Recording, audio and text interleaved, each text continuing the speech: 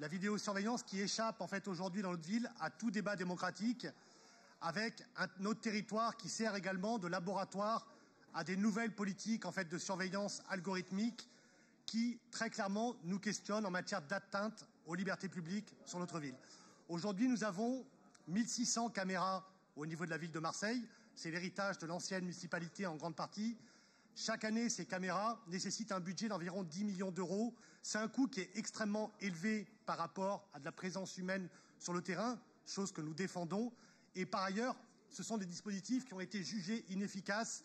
Dans son rapport de 2020, la Cour des comptes pointe le fait qu'aucune corrélation, en tout cas avérée, entre la vidéosurveillance et le niveau de délinquance, ainsi que les taux d'élucidation en fait, de crimes et de délits sur les territoires. Il y a une enquête encore plus récente de la gendarmerie de l'Isère qui montre en fait que les taux d'élucidation sont très faibles.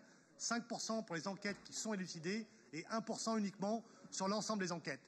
Je voudrais également alerter donc au nom du groupe sur un point, c'est la question de la dérive vers les caméras donc algorithmiques. Très clairement, cette dérive vers le technosolutionnisme en matière de sécurité nous questionne, nous pose problème en matière d'atteinte aux libertés publiques et à la vie privée. Et il y a des biais dans les caméras algorithmiques sur le fait que dans certains pays où c'est expérimenté depuis longtemps, on voit effectivement qu'il y a un biais qui va renforcer la question des discriminations et il y a un risque de dérive vers une police prédictive qui est extrêmement dangereux pour notre société.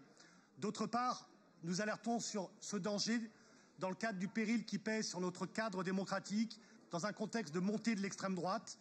On voit bien en fait que jouer ce jeu de la dérive technosolutionniste sécuritaire, c'est extrêmement dangereux. Pas loin de chez nous, d'ailleurs, ça aboutit vers des mesures de contrôle social. C'est le cas en Italie, c'est le cas de manière encore plus caricaturale en Chine. Et donc, il faudra être extrêmement vigilant sur ces solutions technologiques qui sont appliquées. Et donc, très clairement, nous, au niveau du groupe, on souhaite prioriser la présence humaine, la médiation, la prévention de la délinquance, comme le fait Madame Zoubida Megheni, sur toute présence et tout renforcement de la vidéosurveillance.